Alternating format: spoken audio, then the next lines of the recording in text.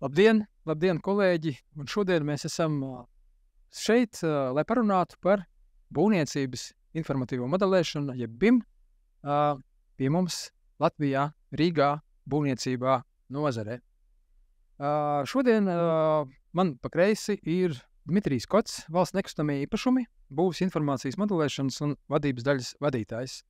Pretī man ir Mihails Peščinskis, Rīgas lidosta, infrastruktūras uzturēšanas un attīstības departaments projektu vadītājs. Un pa labi man ir Maksims Kazakovs, Rīgas celtniecības koledža, BIM studiju programmas direktors. Šo sarunu vadīšu es, Normons Grīnbergs, Latvijas būvnieku asociācijas vadītājs. Kolēģi, labdien! Jā, labdien! Un es iesākšu varbūt tādu pirmo aplīti ar to, ka digitalizācija būvniecībā. Mēs par to dzirdam, saskaramies, runājam, jau, man liekas, vairāk kā 10 gadus, kad bija pirmās konferences, un kad secinājām, ka būs strauji pagrieziens un digitalizācija būvniecībā. Es varu palaist par aplīti tādu jautājumu, kā jūs vērtējat, kā tas ir attīstījies, salīdzinoši varbūt ar blakus valstīm, ar Eiropas valstīm, un tīri, kā mums pašiem liekas Latvijā, kā tas attīstās, labi, netik labi, kavējās, nekavējās, kopējais tāds viedoklis par BIM attīstību. Dmitrij, sāksim.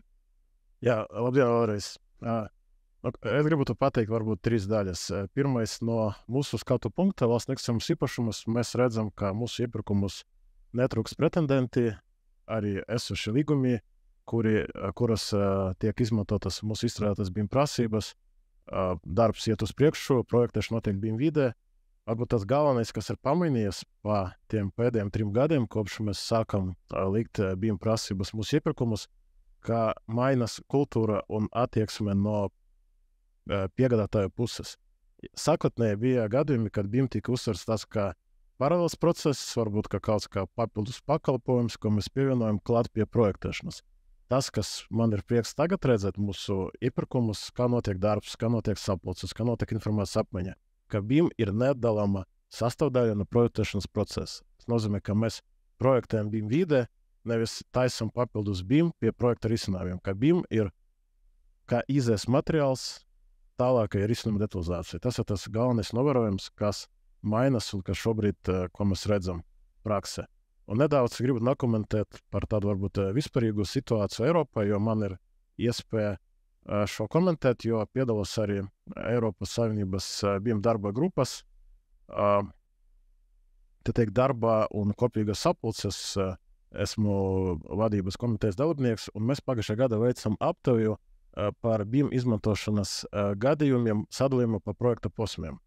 Tātad plānošana, projektēšana, būvdarbi un eksploatācija, un tādas lielas vilcienos. Un visas valstis bija vienota situācija. BIM šobrīd visvairāk tiek izmantots tieši projektēšanas laikā. Un tas nākamais solis, izaicinājums to paplašināt izmantošanu būvniecības procesa ietvaros, un vismazāk ir tikai atsevišķi gadījumi par BIM izmantošanu eksploatācijā. Tā nav tikai Latvijā, tā ir tāda kopējā aktuāla situācija, un arī, kā var secināt, ka tas būtu pareizais virziens, kur vēl tālāk attīstīt BIM pielietošanu, jo tā visas informācijas apjoms, kas tiek uzkrāts, un tas būs vēl lielāks un lielāks ar katru gadu.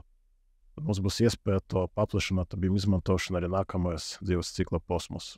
Prieks dzirdēt, tad sākotnējā posmā, ieceres posmā un projektēšanas stadijā ir būtisks uzrāviens, ja tā drīkst teikt, tāda apzīmējuma tieši BIM izmantošanā. Mihaila viedoklis. Es šajā ziņā laikam esmu tāds pozitīvs piemērs gan no būvnieka puses, gan no pasūtītāja puses šobrīd, ka man ir paveicies jau 5 gadus visi projekti, kuras piedalījos, tika pielietots arī BIM, sākot no projektēšanas stādijas un arī būvniecības stādijām. Jā, līdz ar to es teiktu, jā, ka virziens attīstība noteikti notiek, un tā ir jūtamā. Gan projektēšanas stadija, gan kvalitāte, gan parametri, gan detalizācija noteikti ir daudz labākā līmenī nekā tas bija 5 gadus atpakaļ, ja, kad tikko mēs sākam dzirdēt pirmas vēsmas par BIM. Ja. Un šobrīd uzņēmumu, kuru es šobrīd pārstāvu, tad mēs līdzīgi kā valsts nekustamā īpašuma, tad mēs arī ņemam pa piemēru un arī izstrādājam obligātas prasības visiem būvniecības līgumiem, gan projektēšanas, gan būvniecības līgumiem, un domājam par to, kā izmantot BIM uzturēšanu un apsaimniekošanu. Paldies! Un Maksim, no izglītības puses skatoties. Izglītībā arī tagad notiek ļoti aktīvi darbi sakarā ar BIM ieviešanu, ar BIM izglītību, bet šeit ir jāvērts atzīmēt, ka gan Eiropa, gan visa pasaule nav vienotas pieejas, kā to darīt. Pārsvarā visas valstīs BIM mēģina integrēt esošajās studiju programmās, tādā veidā paplašinot jau esošo speciālistu kompetences. Mēs savukārt Latvijā izdarījām unikālo soli. Jāsaka ar to, ka pirms 3 gadiem nozarei izdevās aizstāvēt savu viedokli par to, ka nozarei vajag BIM speciālistus tieši kā atsevišķus speciālistus, nevis kaut kādus ar BIM kompetencēm. Un tā tik līdz bija pieņemts un apstiprināts BIM speciālista standarts, tad mēs Rīgas celtniecības koledžā izstrādājam un licencējam jauno studiju programmu, tas ir cikla augstākas izglītības programma, kurā mēs gatavosim BIM speciālistus. Pagājuši gadu notika pirma uzņemšana, un nākamgad, 2025, mēs plānojam pirmo izlaidumu, tad pirmos nozarei sagādāt pirmos BIM speciālistus. Jā, interesanti. Paldies par šo pirmo tādu iesildīšanos un aplīti, un tagad otrajā aplī es jautāšu, kas jūsuprāt ir tie galvenie šķēršļi, kas ir jūsuprāt galvenie tādi, kam mēs netiekam pāri, gan sākot ar ieceri, projektēšanu, inženieru sadaļas, būvniecību, eksploatāciju, cilvēku vēlme, nevēlēšanās, cilvēku zināšanas vai zināšanu trūkums, attieksmes. Kas ir tie aspekti, kas traucē straujāk to ieviest, straujāk to apgūt, un arī straujāk būvniecībā un eksploatācijā? Jo kā Dmitrijs teica, tad projektēšanā ir jūtams uzlabojums, bet tajās nākamajās stadijās nepārāk. Es teiktu, ka iespējams tas pamatas šķērslis, tas ir cilvēka faktors, jo tehnoloģijas pastāv, tehnoloģijas attīstās katru gadu. Arī mēs, piemēram, šobrīd izmantojam jau citu programmatūru, ne tādu BIM programmatūru, kurai bija 20. gadā. Ko nozīmē cilvēka faktors? Tā ir informatība par ieguvumiem, par iespējām. Un tas ir viens. Un otrais, ko es redzu to izaicinājumu, risku, ka nepieciešams izvairīties no situācijas, ka BIM kļūst par tādu šauru speciālistu funkciju. Ka ir tā atsevišķa speciālistu grupā, kuri saprot, kas tas ir, kuri vada šo procesu, veids kvalitātes kontroli, bet beigas pārējie iesaistīti, piemēram, pasūtītājs, būvnieks, būvuzraugs saņem kvalitatīvus projektus, tā kā viss ir BIM vidē, viss ir saprojektēts, un tālāk var būvēt. Izaicinājums ir iesaistīt arī pārējos būvniecības procesa dalībniekus, piemēram, būvuzraugus, būvniekus, izmantot modeļus, piemēram, veicot defektēšanu, izmantot nevis 2D rasējumus, bet izmantot modeļus, izmantot arī BIM, tā ir pieeja, tas jau nav konkrēta programmatūra, izmantot BIM procesa sastāvdaļas, kā, piemēram, vienotu datu vidi arī būvdarbu laika, kā papildinātu realitāti, lai saudzinātu risinājumus, lai fiksētu defektus. Tā kā es to noformulētu nevis kā šķērslis, bet kā nākamais risinājums jautājums, tā ir BIM pielietojuma paplašināšana, iesaistot vairāk būvniecības speciālistus. Jā, kas viennozīmīgi piekrītu, kad Dmitrijs teica, ka ir jāiesaista visas puses būvniecības procesā, respektīvi tas ne tikai projektētāji, kur izstrādā projektu, atdod un tālāk dariet, ko gribat ar viņu, bet tas jau sākot arī no pasūtītāja, lai viņš saprot, priekš kam viņam tas ir vajadzīgs un apzinās, ko viņš ar šo darīs vēlāk, kad pabeigsies projekts. Tad būvnieks viennozīmīgi, viņam ir savi plusi no BIM pielietošanas, un viņš noteikti var šo BIM modeli un BIM procesus attīstīt vairāk. Noteikti būvuzraugi, kuriem arī var atvieglot dzīvi, pielietojot dažādus rīkus, taisot jau pašus pieminētos defektu aktus. Nu, un, protams, jā, galā atkal pasūtītais, kurš zina, ko šo izpildu modeli, ko ar viņu darīt, kā viņu pielietot apsaimniekošanas nolūkos, kā tas atvieglo viņam dzīvi. Tas arī, manuprāt, jā, ir viens no tādiem šķēršļiem, bet virzienam, ko var uzlabot. Jā. Un, protams, jā, ko es vēl gribēju piebilst, ka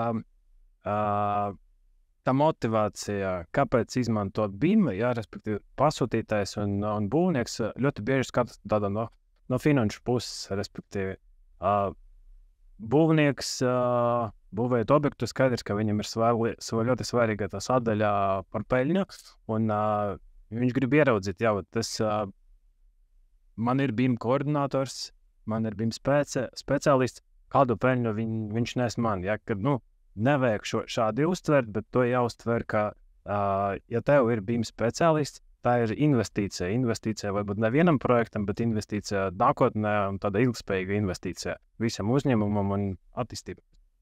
Es šeit sadzirdēju, ka tātad pats gan pasūtīt, gan būvnieks īpaši ir viņiem tā kā, tad ir skaidrošana vai vēl apmācības šiem būvnieku vai būvkompāniju vadītājiem, lai viņi izprot, ko viņi ar šo instrumentu vai ar šo pieeju var sasniegt.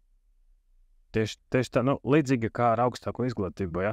Tu saņem diplomu, vai tu pabeidz būvniekus vai arhitektus, tu nevari uzreiz ar šo diplomu atnākt un pateikt, jā, cik es tagad pelnīšu. Tagad man 5,000 mēnesī jābūt vai 10,000. Līdzīgi arī BIM. Tu nevari paņemt darbā BIM projekta vadītāju vai BIM koordinatoru un pēc mēneša viņam prasīt, kur ir mūsu peļņa, kāpēc radītāji neaug. Jā, tā ir sistēma. Tā ir sistēma, kas prasa visu iesaistīto kompetenci. Maksim, tavs viedoklis par šiem šķēršļiem? Jā, es sadzirdēju no kolēģiem par galveniem šķēršļiem, un man drīzāk gribās jau kaut kādu atbildi uz to dot, jo es redzu to, kā izglītības tieši sistēmas uzdevumu kaut ko darīt, lai tos šķēršļus mazinātu. Ja mēs runājam par informatību vai par citu ar būvniecību saistīto speciālistu kvalifikācijas celšanu, tad tas ir tas, ko izglītības sistēma var piedāvāt. Un es ievadu vārdā stāstīju par to, ka mums ir jauna studiju programmā, bet es nepieminēju, ka sākamies ar to, ka BIM kompetenci mēs integrējam esošajās programmās. Tātad gan būvdarbu vadītāji, gan inženiersistēmu būvdarbu vadītāji, visās savas specialitātes mazākā vai lielākā apjomā.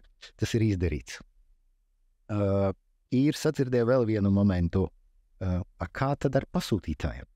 Ja būvnieki visās specialitātes apmācības laikā iepazīsies ar BIM, ko darīt pasūtītājiem. Ja?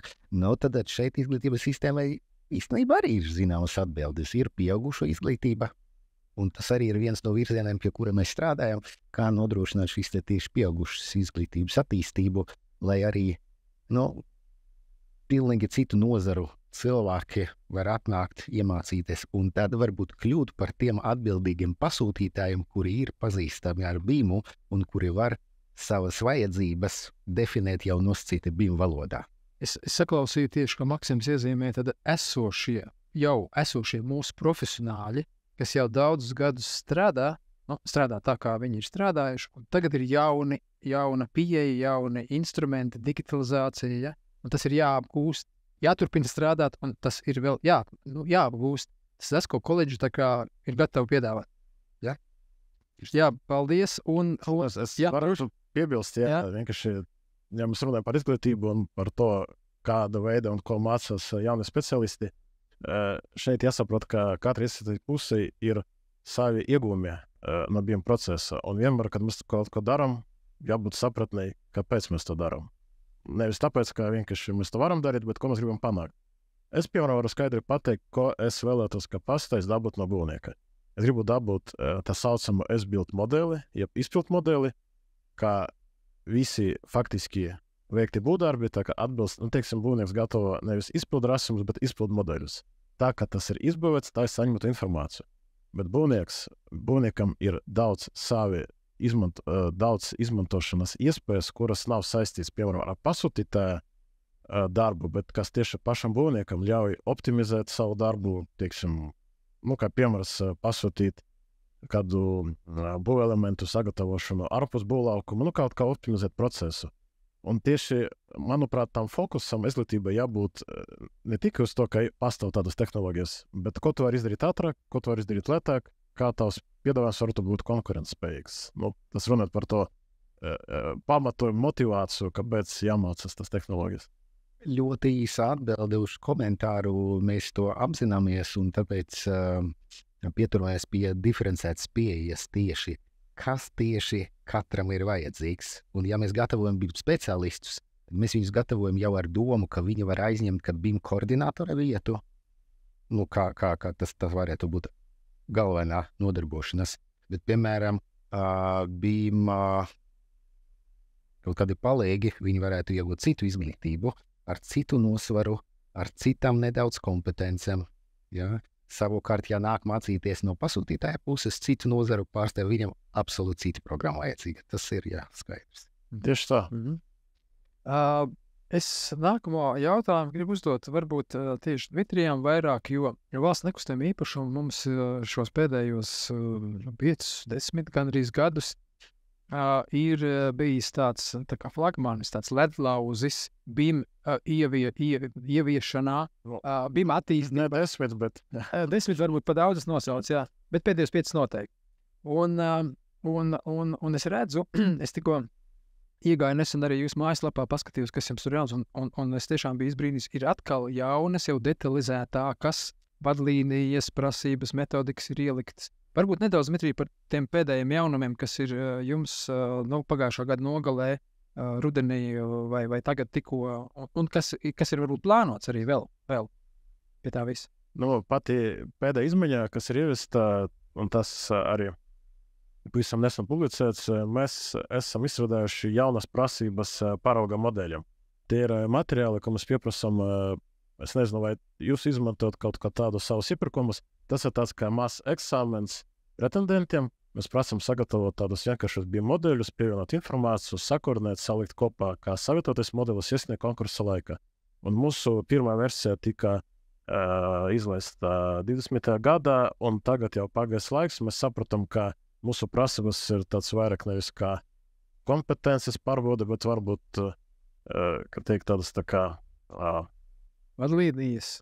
Kā mēs pārbaudām, cik cilvēki ir spējīgi izlasīt, sagatavoties, tāds kā uzmanības pārbaude. Un tāpēc mēs sarežģījām tās prasības, un prasības kļuva, ka mēs prasām vairāk, sarežģītāk, tā kā tā ir, tāda jaunā nākamās pakāpes versija tieši šiem parauga modeļiem. Runāt par citām izmaiņām, pēdējā versija tika publicēta 22. gadā nogalē. Tā versija mums vienmēr bija mērķis izveidot pēc iespējas īsākas prasības. Šobrīd jāatzīst, ka tur ir ap 70 lapas pusēm. Tas viss balstās uz mūsu praktisko pieredzi. Atsevišķus procesus bija jānoformulē konkrētāk, precīzāk, attiecīgi. Izmaiņas ir katra sadaļa, nav vērts man šobrīd stāstīt par to, ko mēs mainījām, bet kopumā tas viss neko revolucionāri nemainā, bet tas viss balstās uz praktisku pieredzi. Mēs redzam, ka kaut kas strādā labi, kaut kas ir jāpamaina, kaut kas jāpapildina, un tādā veidā mēs tas prasības ir uztveram kā aktuāls. Un noteikti tā arī nav pēdējā versija, tā kā turpinoties darbam. Es pareizi saprotu, ka šīs vadlīnijas un šie dokumenti, kas jums izstrādāti, ir ļoti saistoši noderīgi valsts pašvaldību pasūtītājiem, būvniekiem, arhitektiem, inženieriem, vēl un vēl. Šis ir publiski pieejams dokuments, un es zinu, ka ir daudz gadījumi, kad citi pasūtītāji izmanto mūsu prasības, pielāgo mūsu prasības savu vajadzībām. Tas tiešām ir sajūta, ka tas ir visplašāk izmantots dokuments. Es drīkst minēt, ka valsts pašvaldības kā pasūtītājs daudz izmanto, un tas faktiski ir, viņi var izmantot arī savādāk, bet galvenais, lai izmanto, un valsts nekustamā īpašuma izstrādājuši piemēru, kā to var darīt, ar vienu smalkāk un detalizētāk.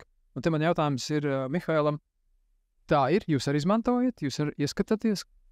Jā, tāda ziņa cepuri nostājā valsts nekustamam īpašumam, par to, ka tas dokuments ir izstrādāts, par to, ka viņš ir publiski pieejams, ka nav jāgooglē, jāmeklē kaut kādi paraugi, ka tā ir gatavs produkts, kuru tu vari paņemt, ka tā ir tāda ļoti forša bāze jebkuram pasūtītājam.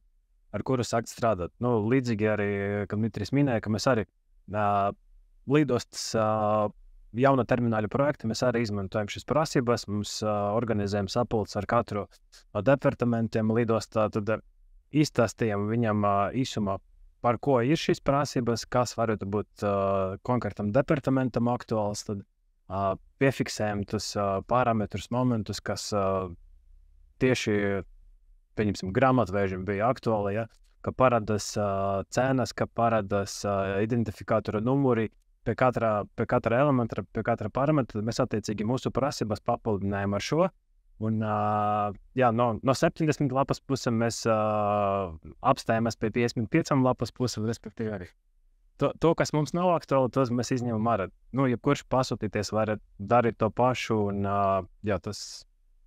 Tas nozīmē, ka tas ir tāds universāls līdzeklis, ko katrs pasūtītājs var pielāgot savām vajadzībām. Tā ir ļoti laba bāzējuma. Kā koledži, vai arī izmanto šo informāciju? Jā, noteikti dažādos veidos.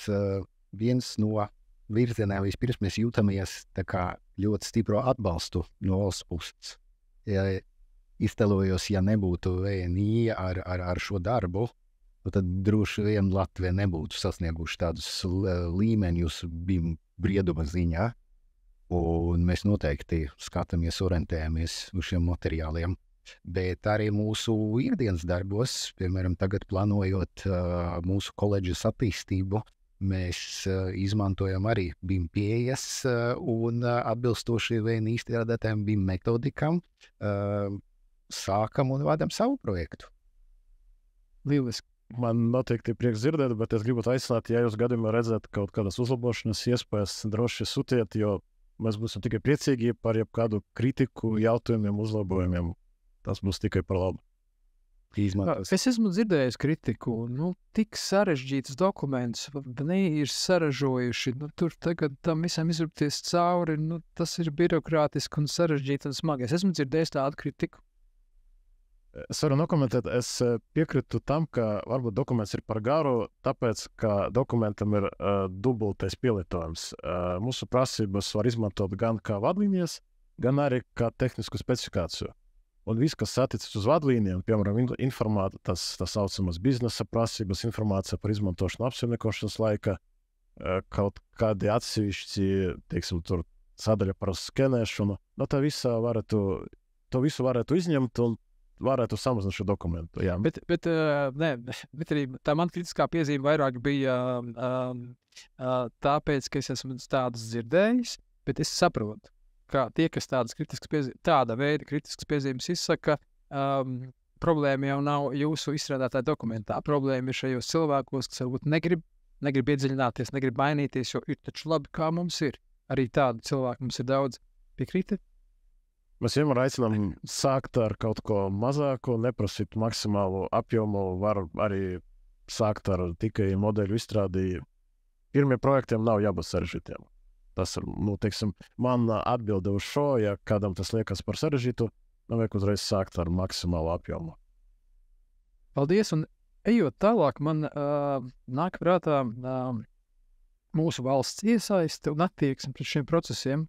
Un būvniecības nozares vadošā ministrija, ekonomikas ministrija, kopā ar nozari kādu laiku atpakaļ ir izstrādājusi pat BIM ieviešanas ceļkarti, kur ir uzlikts tāds pirmais termiņš, kad jābūt sasniedzamiem rezultātiem 2025. gads, kad lielajos valsts pašvaldības iepirkumos noteikti būs spēkā prasība projektēt un būvēt, izmantojot BIM.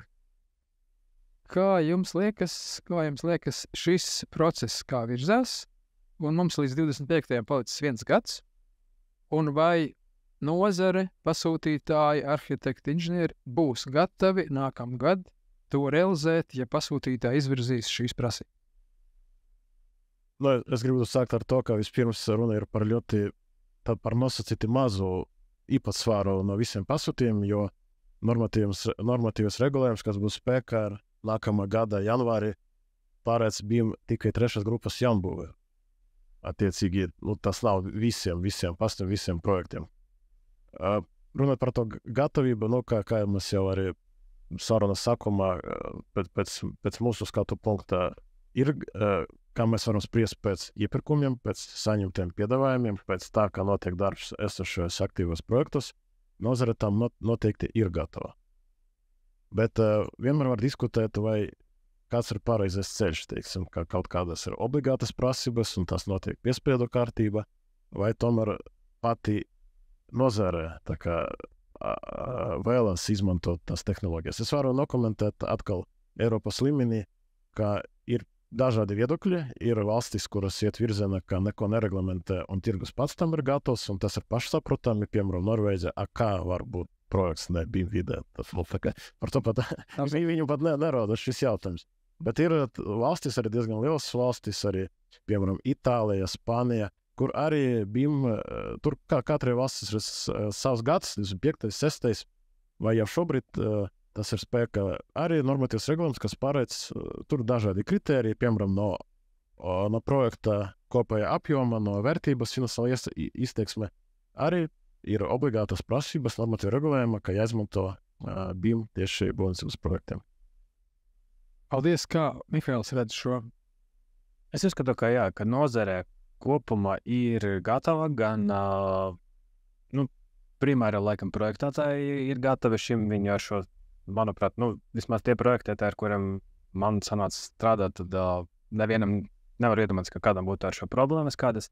Lielas būvkompānijas arī domāju, ka nav nekādu problēmu, tad tie mazākās kompānijas, kas ar tam lielam būvkompānijām, kā apakšu uzņēmēji, es domāju, ka viņam arī viņi jau šobrīd šo dara un strādā ar BIM.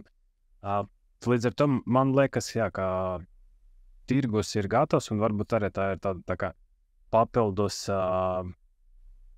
stimulus arī no valsts puses, ka, ja mēs to darīsim obligāti, noteikti arī tā kvalitāte mums, viņa vajadzētu augt, pieredze mums augs, un varbūt mēs arī, kad Dmitrijs minēja, ka, piemēram, Itālijā tad nav obligāta prasība, tad varbūt arī mūsu projektētāji, mūsu būvnieki būs arī tā konkurentspējīgāki arī citos tirgos, ja mūsu tam BIM prasība būs līmenī. Kā no izglītības sistēmas puses skatoties šo jautājumu?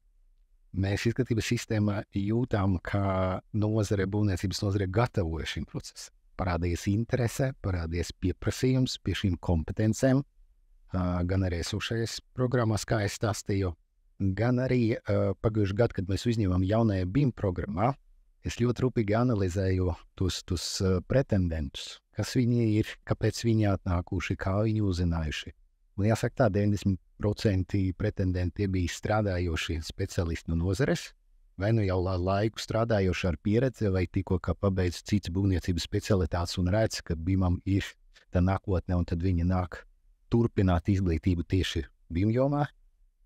Un es teikšu, ka mēs no savas puses, man liekas, diezgan laicīgi sagatavojamies šim procesam, jo tieši uz 25. gadu plānojam pirmo izlaidumu, tad, kad šīs kļūs par obligātu prasību. Analizēsim arī tālāko pieprasījumu, un visdrīzāk nāksies šos aktivitātes paplašināt, izglītības aktivitātes. Es tiešām ļoti priecājos dzirdēt, ka jūsu viedokļi ir, ka nozare ir gatava, ka ļoti daudz nozarē jau to dara, un ka nākamajā gadā trešās grupas būvēs, projektēt un būvēt, ka principā nozare ir gatava tam. Tie ir faktiski visi lielie objekti. Ja?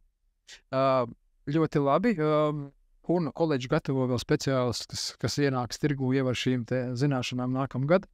Kaut gan īstenībā jāsaka, viņi jau ir nozarē, jo viņi ir strādājuši. Tad katru dienu, kad viņi apmeklē koledžu, uzzina kaut ko jaunu, viņi jau nākamā dienā darbā jau var to pielietot, nosacīt. Jā, tas sanāk. Jā. Tātad tā prognoze uz nākamo gadu izskatās pietiekami cerīga, jo man likās, ka nepārāk, bet jūs apliecināt, ka tā nav, kad mēs ejam ļoti strauji līdz laikam, attīstamies salīdzinoši ar citām valstīm, jo kādu laiku atpakaļ atceros par šo datumu, kad ieviest valstī kādu tādu obligātu prasību BIM-ā projektēt būvēt, Lietuva to izdarīja, manuprāt, jau pirms 2 gadiem. Nav komentāri, ja? Nevarēšu un es atceros, ka tajā brīdī man likās, ka Lietuva jau tagad to izdarīja. Manuprāt, tas bija kaut kāds 20. gads, ja? Vai 22. es neatceros precīzi. Bet mēs esam nosprauduši 25. Kāpēc mēs tik vēlu? Man toreiz likās, ka Lietuva atkal ies pa priekšu mums, un mēs kaut kur vilksimies astē.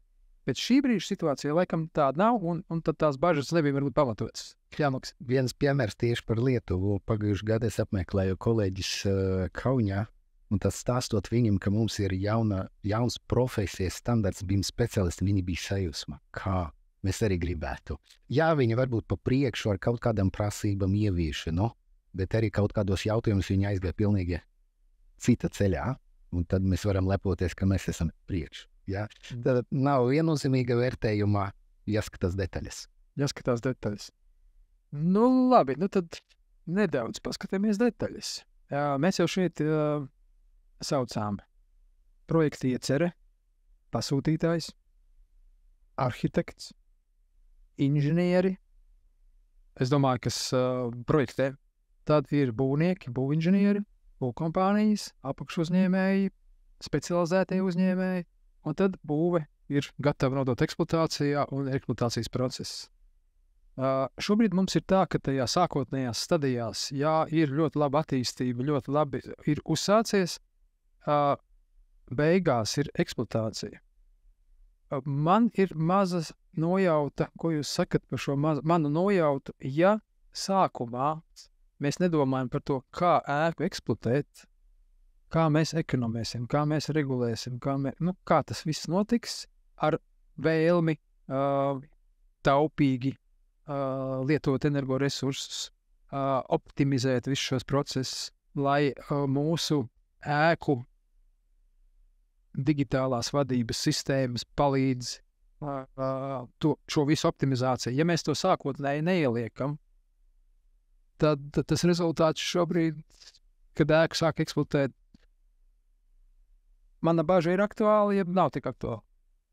Es pilnīgi piekrītu, ka tas ir ļoti aktuāls jautājums. Ja mēs ļoti vienkāršojam, tad no BIM pielietošanas ar divi iegūmi. Tā ir kvalitāte, un tā ir uzkrāta informācija.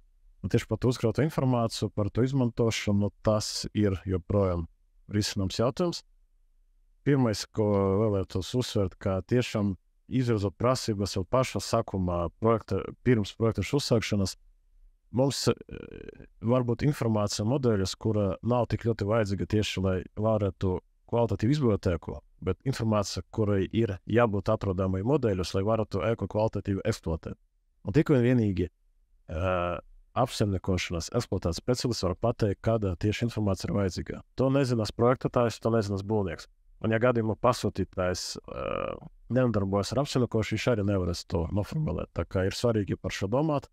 Un pirmais solis būtu apzināt esošos procesus, kā, piemēram, konkrētā uzņēmuma šobrīd notiek eksploatācija, no kurienes tiek ņemta informācija, vai ir datu bāzes, tas ir vienkārši Excelis, vai tā ir speciālā ēku vadības specializēta programmatūra, kāda informācija tur ir atrodama, no kurienes parādās informācija. Jo BIM modeļi paši par sevi nav domāti izmantošanai eksploatācijai. BIM modeļi ir domāti kā informācijas avots, bet pastāv daudz jaudīgāki rīki, kas tieši paredzēt operatīvām darbībām, uzskaitīt apsaimniekošanas darbības, apkopes, remontus, garantijas, pieteikumus un tā tālāk. Tas ir runāt par šo, bet es drīkst vēl, ka ja mēs sāksim runāt par to, ne to, kas ir izdarīts, bet kas būtu jādara, tas ir tik daudz un tik milzīgs apjoms. Un, ko es gribētu pieminēt, tas ir tieši veida saistīts ar modeļu pilotošanu, bet nedaudz agrāk. Paskatāmies uz būvprojektu saskaņošanu no būvvalde, kad to saskaņo būvvalde, izdod būvatļauju. Šobrīd ir aktuāls jautājums, ka šo procesu var optimizēt. Un tas būvatļaujas izdošanas nosacījumi, viņus var automatizēt, izteikt algoritmus un tādā veidā automatizēt pārbaudi. Šobrīd tas nenotiek. Šobrīd būs funkcionalitāte visa, ka modeļus var augšupielādēt un modeļi kalpos kā materiāls, kas palīdz izprast projektu risinājumus. Bet virziens būtu arī attīstīt tieši pārbaudēs no būvāžu puses, lai varētu to ātrāk un automatizēt izdot būvot. Vai jau nekustamā īpašuma nav padomājuši, ka viņi varētu būt tas palīgs, kas palīdzētu pašvaldībām izstrādāt šādus algoritmus? Mēs noteikti esam par to, lai būvprojekti tiktu izskatīti pēc iespējas ātrāk.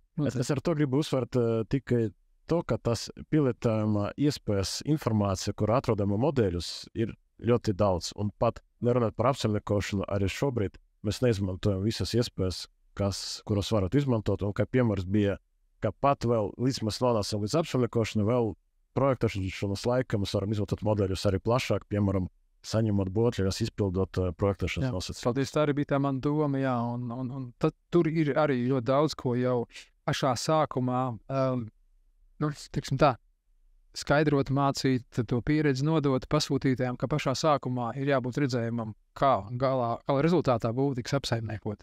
Ko par to domā Mihails? Jā, mēs šobrīd adoptējot VNI prasības par lidostu prasībām, tad mēs noteikti arī par šo domājam, un šobrīd mums nav tāds vienots rīks, ar ko mēs veiksim apsaimniekošanu. Par šo mums vēl notiek diskusijas, un notiks, vēl mēs izvēlēsimies.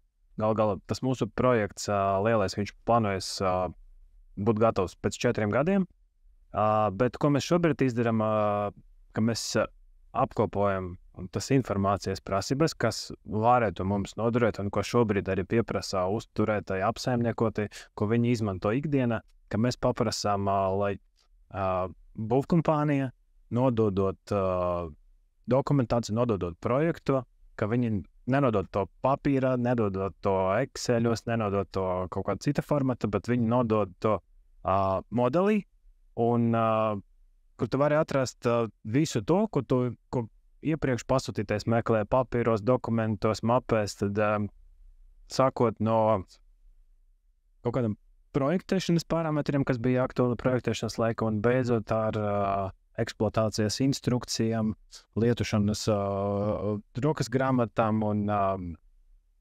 tādam lietam. Respektīvi, šobrīd ir svarīgi, kā mēs redzam, apkopot to informāciju, lai priekš Rīgā izvēlēs mums ir laiks.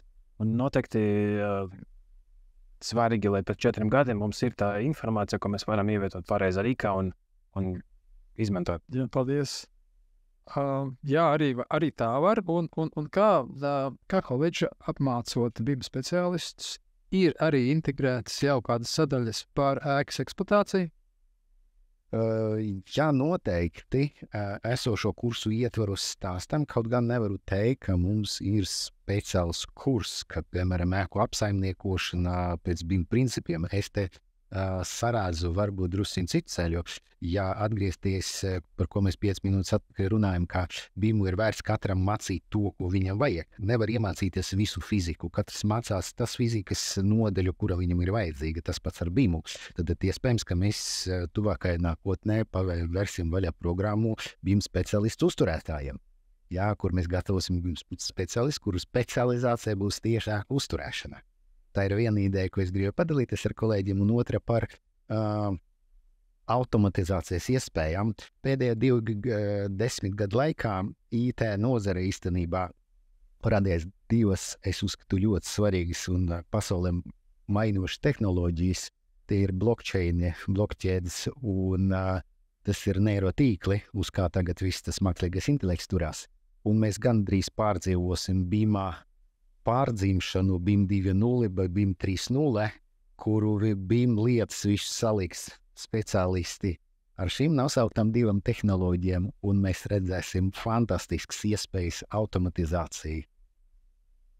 Nedaudz ieskicēja Maksims nākotnes redzējumu, ļoti interesanti. Jā, mākslīgais intelekts, to mēs neesam pieminējuši, arī ļoti strauji attīstas, un mums pat ļoti prognozēt, kas būs pēc nākamajiem 2-5 gadiem, kāds būs šīs iespējas izmantojot šo jau attīstību. Mēs esam jauki parunājuši un iezīmējuši šī brīža situāciju, kā mums attīstās BIMs Latvijā, un man priecē, ko es dzirdu no jums, ka nav tik traki, nevelkamies astē, ejam uz priekšu, jau praksē notiek nopietnas projektēšanas būvniecības BIMā, izglītībā integrē un jaunas programmas un kompetences māca. Palaidīšu tādu mūsu noslēdzošo aplīti, ka jūs varbūt tādu rezumējumu, kas tad būtu mums šajā 24. gadā tas svarīgākais, kam jāpievērš mums, nozarei, izglītībai uzmanība, lai tiešām 25. gadā mēs varam teikt, ka vēl mēs straujāk ejam, izmantojam, apzinām, varam lepoties ar to, kā BIMs attīstās. Es pateikšu varbūt tādu vienkāršu lietu. Mums būtu jāvienojas, kas ir BIM, jo, ja normatīva regulējumā rakstīts, ka jābūt BIM modeļiem, kam tur ir jābūt tajā būvprojekta sastāvā. Tā kā es teiktu, ka mums ir nepieciešamība pēc tāda vienotā standarta, kurš minimāli nosaka kaut kādus ramjus, ietvars, kas īsti ir BIM projekts, kāda ir tas minimāli procesi, kvalitātes prasības, vai no iesaistīti speciālisti, vai no minimālis detalizācijas līmenis, lai mēs varētu konkrētu materiālu, konkrētu failu saukt par BIM modeļiem. Tas būtu tā kā jāizdara tā kā valstiski, ja, lai... Tam būtu, es zinu, ka tādi plāni pastāv gan ekonomikas ministrijai, gan Latvijas valsts standartam, un darbs šajā virzienā notiek. Ir arī tehniskas komitejas Latvijas standartam, tā kā tas viss iet kontekstu par šo jautājumu aktualitāti ir minēts arī EMKO būvnotiekumu grozījuma anotācija arī ir līdz uzsvars, ka ir nepieciešamība pēc tāda vienota standarta. Es teiktu, tā tīri praktiska lieta, kas ir vajadzīga līdz tam 1. janvārim, kad stājas spēkā jaunais regulējums, bet ja mēs tā kopumā runājam, kas būtu tāds risināms jautājums, ko jo ātrāk mēs to sākam, jo labāk, bet tas, protams, nebeigsies šogad. Tas ir turpināt tēmu par automatizāciju un jauniem risinājumiem. Vajadzētu vairāk fokusēties uz tādu īstu digitalizāciju. Piemēram, ja mēs runājam par PDF dokumentu, kas aizvieto papīru, tā nav gluži tāda reāla detalizācija. Tas ir tas pats kaut kāds materiāls, kuru ir ļoti grūti interpretēt datoram. To var interpretēt cilvēks, viņš var saprast tas līnijas. Tos vajag fokusēt tieši uz datiem, uz to īstu digitalizāciju, uz datu, tādiem, atsevišķiem datu konteineriem, ja mēs runājam, izmantojam BIM terminoloģiju. Paldies, Dmitrij, par šo ievirzi nākotnē, ļoti būtiski. Mihail? Jā, es teiktu, ja šobrīd speciālistam viņš piedalās BIM projektā, bet varbūt nav BIM koordinators un varbūt gluži sevi nesaist ar BIM procesiem, tad noteikti iesaistīties. Šī gada laika tas viņam palīdzēs un noteikti viņš daudz ko jaunu uzzinās un attīstīsies.